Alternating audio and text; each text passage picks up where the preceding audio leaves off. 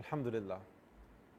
Alhamdulillahi Rabbil Alameen, wal aqibatu lil muttaqeen, was salatu was salamu ala Sayyidil Anbiya wal Mursaleen. As-salatu was salamu alayka ya Rasulallah wa ala alika wa ashabika ya Habiballah. As-salatu was salamu alayka ya Rahmatal lil Alameen wa ala alika wa ashabika ya Shafi'ul Muznibeen. Assalamu alaykum wa rahmatullahi wa barakatuh. How are you, my brothers and sisters? How are you keeping this evening? I hope that you are good.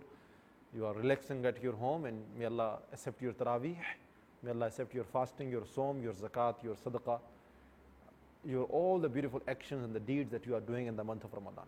May Allah make this month of Ramadan a reason of our forgiveness, a reason of our intercession on the day of judgment. Say Ameen. Very good, inshallah. So, Alhamdulillah, here we are with a very special Ramadan transmission, beautiful Ramadan transmission titled by Beauties of Islam.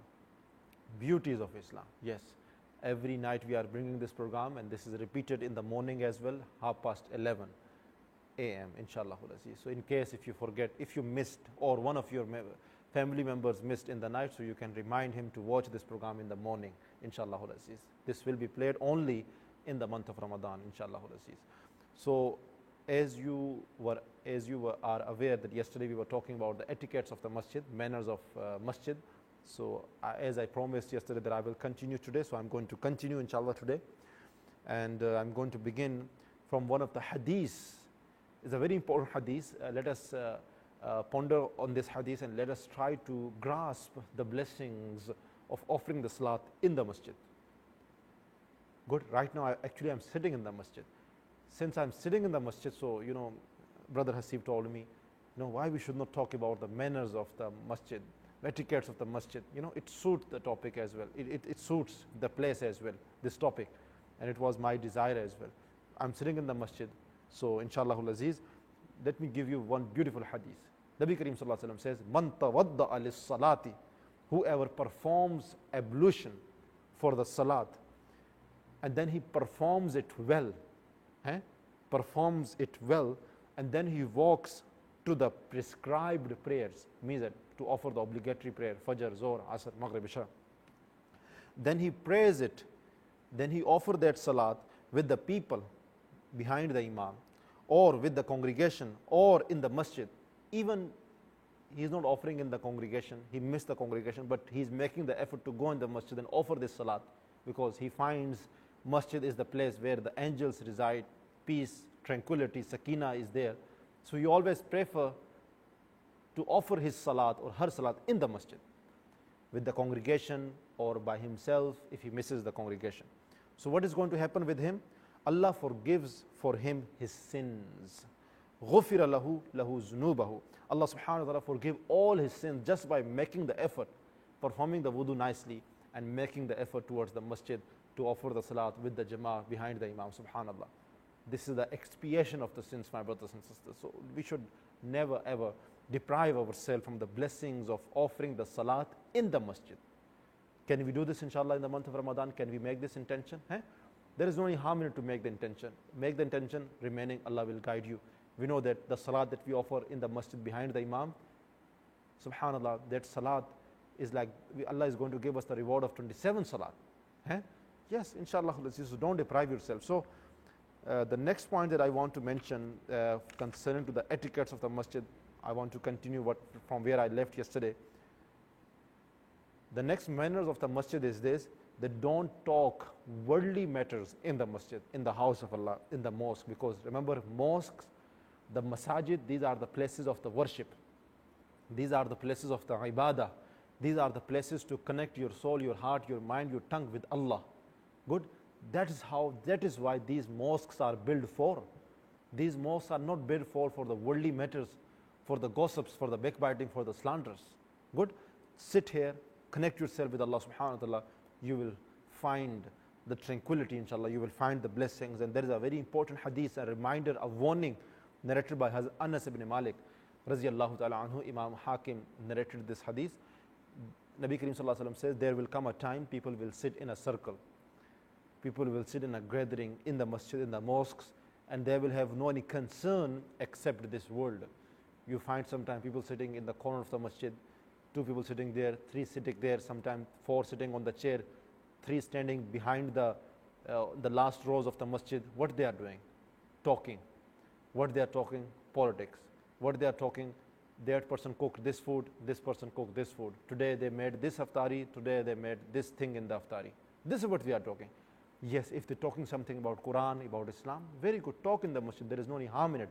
But even if you're talking about Islam, about da'wah, about Allah, and if somebody is offering the salat at that very moment, we are not allowed to talk loudly.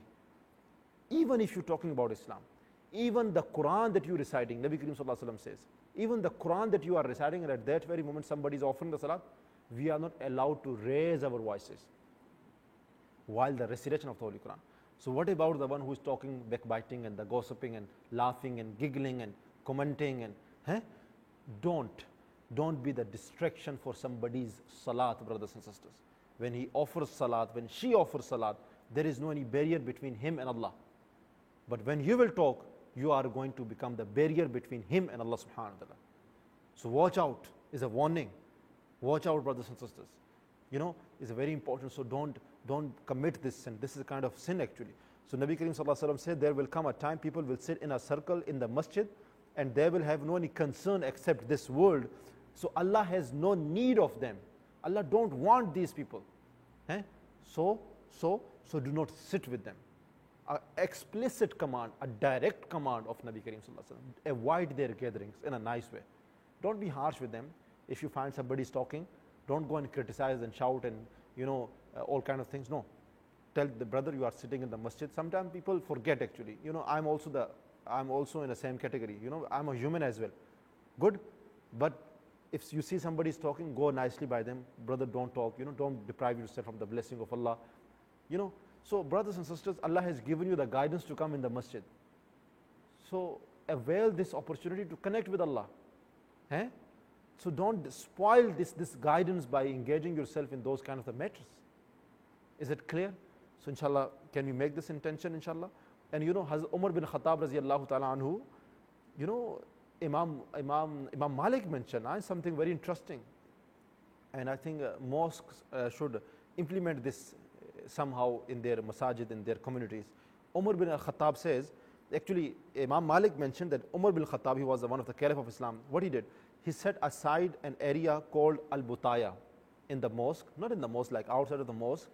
He set an area, a designated area which was known as Butaya. And then he used to say, whoever wishes to talk anything or recite the poetry or raise his voices should go to that area. Like one confined place, somewhere in the parking, somewhere outside of the masjid, outside of the musalla, outside of the prayer area. That was designed or dedicated for the people, those just talk and something discussing, meetings going on, but not in the masjid. Good? Not in the masjid. Strictly prohibited. Hazrat Umar bin Khattab radiallahu ta'ala anhu, he literally used to, be harsh with the people, those who used to communicate in the masjid. They were the companions that knew the importance of, worshipping Allah in the masjid, and they knew the dangers of raising the voices in the masjid of Allah, in the mosques of Allah subhanahu wa ta'ala. So please watch out, my brothers and sisters. This is something very important. And then the second thing I also want to mention, the next etiquette of the masjid is this. That remember, mosques are the places where angels reside. These are the places of worshipping Allah subhanahu wa ta'ala. So we should make sure that we keep our mosques neat and clean. So there is a strict, explicit command of Nabi Karim Sallallahu Alaihi Wasallam. He says that don't spit in the mosque. Don't spit in the mosque. Good, even the dry spit, don't spit. Because he addressed to his companions, and remember at that time, mosques in the time of Nabi Karim Sallallahu Alaihi Wasallam, they did not have the fancy or this comfort of carpets or floors like with tiles. At that time, mosques used to have like a desert, like a mud, like no tiling, no plaster, what they say, no cement, no those kind of things, like straight like desert, and they're offering and they just build the wall and that's it. So sometimes companions, they used to spit because like it's the same like outside. So Nabi Karim Sallallahu Alaihi Wasallam says, no, don't spit in the masjid. This is against the honor, against the respect. And this applies on a general ruling that we should not bring any dirty thing in the masjid. Good? We should not bring any filthy thing in the masjid.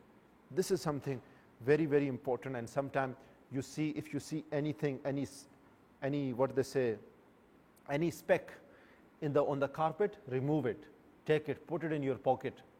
Good. Like I'm sitting in the masjid, for example, this is the speck. I just find this speck. This is just a thread actually. This is a thread of the carpet. Just remove it, take it, and put it in your pocket. You are cleaning it. Subhanallah. And Nabi Karim Sallallahu Alaihi Wasallam says, Abu Dawood narrated this, that I was shown the reward of different deeds, even a speck of dirt that someone removes from mosque. Subhanallah. This itself is the hasana, is a sadaqah, is a charity, just removing or cleaning the masjid. Cleaning and removing the things, these kind of things, is not only the responsibility of the caretaker or the muazzin or the imam, no, is every person's responsibility who attend the masjid. Good. And sometimes people, they chew their finger, their nails, they bite their nails, like this. Brother Hasib is like, indicating me towards this. MashaAllah, you always assist me. They bite their fingernails like this. This habit itself is not good, even outside of the masjid. And what about the mosque, if you're doing this? And sometimes they bite it and then they spit it, like dry spit, so that they can get rid from this, that nail, and they are spitting it in the masjid. This is a very bad habit. This is something that not accepted, my brothers and sisters. Avoid yourself. When you do this, your children are also doing it. They are watching it. So when they will grow, they will also do the same thing. And sometimes people, mashallah, what they do, they have a habit to play with their nose, to put their finger inside their nose, and they keep doing this. They keep digging it, and mashallah, after 5 minutes, something comes out from their nose, and then they do like this. Brother Hasim, you see, he's my guider. He's showing me whatever he's telling me, I'm doing like this. And they do it, and sometimes it fall on the people's face. You don't know, sometimes on their clothes, and sometimes in the masjid. How on earth we can do these nasty things in the masjid, my brothers and sisters, these filthy things? We should not even do these things in our homes, in our outside of the gathering, because this is not decent. This is not decent. This does not suit to a believer. And don't make the masjid impure. Avoid these things, please. Avoid these things, and make sure that you are not creating any kind of the bad things in the masjid.